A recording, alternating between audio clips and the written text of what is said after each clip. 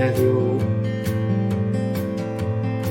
계속해서 레이기, 오늘은 8번째 시간으로 레이기 21장의 22장에 나와 있는 제사장의 자격과 의무에 대해서 함께 살펴보도록 하겠습니다.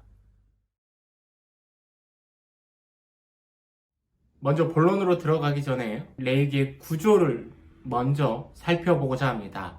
출판사 세물교 플러스 대표로 계시는 김요한 목사님께서 레이기 강의를 하시면서 레이기의 구조를 산으로 묘사한 걸 본 적이 있습니다. 시편 15편과 24편에 보면 누가 하나님의 산에 올라가서 설 수 있느냐, 누가 하나님을 만날 수 있느냐 이렇게 질문을 합니다. 시편 15편과 24편은 이 질문에 대한 답으로 깨끗한 사람, 마음이 깨끗한 사람, 눈이 깨끗한 사람, 입술이 깨끗한 사람, 손이 깨끗한 사람이라고 말하고 있습니다. 즉 하나님 앞에 설 수 있고 하나님 앞에 가까이 나아가 만날 수 있는 사람은 삶 전체가, 전 존재가 깨끗한 사람이라는 것이죠. 이런 관점으로 레이기의 구조를 산에 비유해보면 16장 속죄일을 정점으로 하는 대칭 구조, 산을 이루는 것을 볼 수 있습니다. 그래서 1장부터 7장까지는 제사에 대해서 이야기하고 있고 8장부터 10장까지는 제사장에 대한 이야기를 하고 있습니다. 11장부터 15장까지는 정결 규정, 정결법에 대해서 이야기하고 있죠. 그리고 정점, 산 꼭대기에는 레이기의 핵심이라고 할 수 있는 속죄일 16장이 있습니다. 17장 피규정에 대해 설명하고 있고 18장부터 20장까지는 정결법과 대칭을 이루는 성결법, 성결 규정을 설명하고 있고 오늘 우리가 살펴볼 21장, 22장은 8장에서 10장 말씀과 대칭을 이루는 제사장에 대해서 다시 한번 이야기하고 있습니다. 그리고 23장부터 25장까지는 절기에 대해서 26장부터 27장까지 마지막에서는 축복과 저주와 서원에 대해서 이야기하고 있죠. 이처럼 제사와 절기가 대칭을 이루고 제사장에 대한 이야기가 대칭을 이루고 정결법과 성결법이 대칭을 이룹니다. 점점 하나님께 가까이 나아가는 산으로 올라가 속죄일이 그 정점에 있는 게 바로 레이기의 구조라고 할 수 있습니다. 이런 구조 속에서 레이기 21장, 22장을 레이기 8장에서 10장까지에서 이야기하는 제사장에 대한 내용을 보완하고 있는 역할을 하고 있습니다. 레이기 8장에서 10장까지가 제사장 위임식, 그리고 첫 제사, 그리고 실패한 제사까지 이야기하고 있다면 21장부터 22장은 제사장의 자격과 준수사항, 그리고 의무에 대해서, 그리고 결격 사유가 되는 신체적인 흠과 분별해야 하는 짐승의 흠에 대해서 이야기하고 있습니다.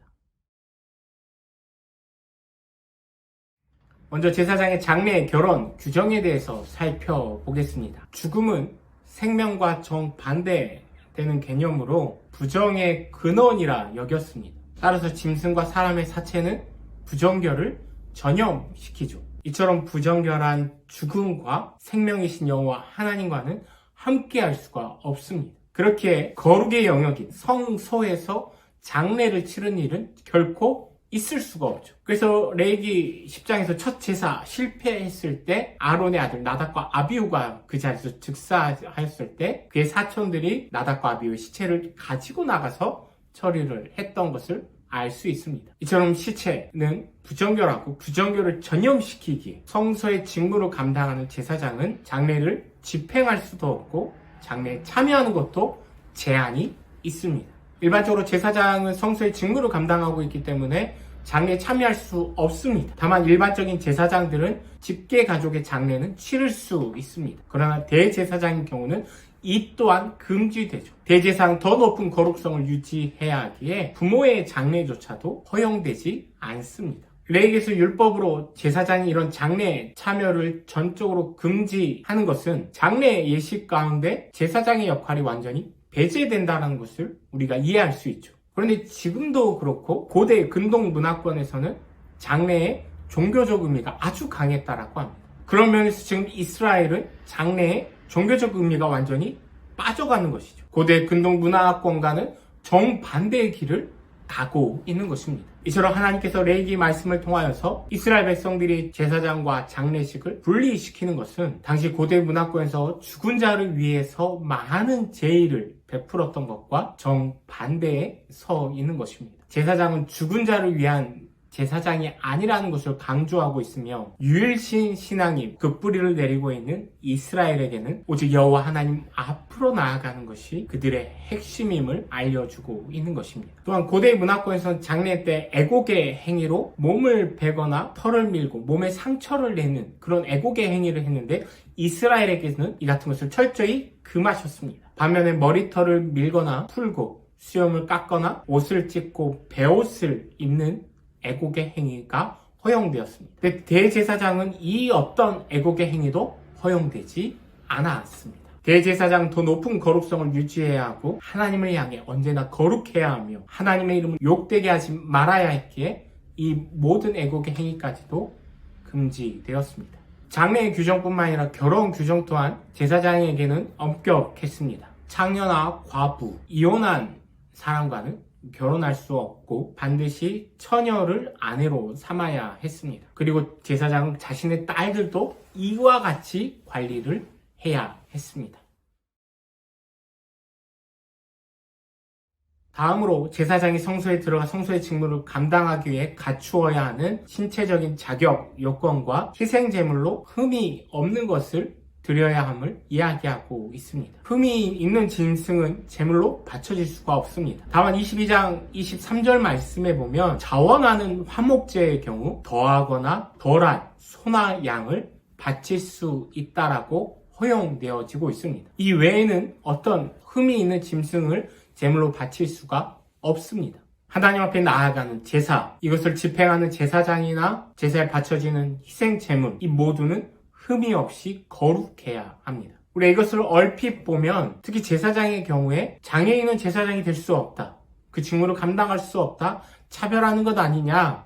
이런 생각을 할 수도 있습니다. 그런데 희생 제물에게 흠이 있다는 것은 커다란 결격 사유입니다. 근데 제사장의 경우는 성소의 직무를 감당할 그런 신체적 자격 요건일 뿐이지 차별은 결코 아닙니다. 레위기 21장 22절 23절 말씀에 보면 신체적 자격 요건에 부족한 자들은 제사장의 직무에서만 배제되었을 뿐 그 가족의 일원으로서 제사장으로서 모든 혜택을 동등하게 누리는 것을 볼 수 있습니다. 즉 신체적 흠으로 성소의 직무만 감당할 수 없었던 것이죠. 이 또한 좀 더 생각을 해보면 성소에서 직무를 감당한다는 것이 아주 섬세한 일이고 때로는 과중한 업무가 될 수도 있습니다. 자칫 실수를 했을 경우에는 그 즉시 하나님 앞에서 끊어지는 징벌을 받을 수도 있습니다. 이런 가능성이 있기에 신체적으로 흠이 있고 어려움이 있는 자들을 직무에서 배제하며 배려하는 것이죠. 그리고 임시적인 차별이라고도 할 수 있는 이 모든 것은 예수 그리스도께서 그 장벽을 다 무너뜨리셨죠. 저와 여러분 우리 모두는 하나님 앞에서 흠이 있는 존재들입니다. 어느 누구 하나 예외가 없습니다. 그럼에도 불구하고 우리 모두는 예수 그리스도로 말미암아 하나님 앞에 나아갈 수 있는 하나님 산에 오를 수 있는 자격을 얻게 되었죠. 예수님께서 십자가 그 대속의 은혜로 그 모든 장벽을 무너뜨리셨습니다.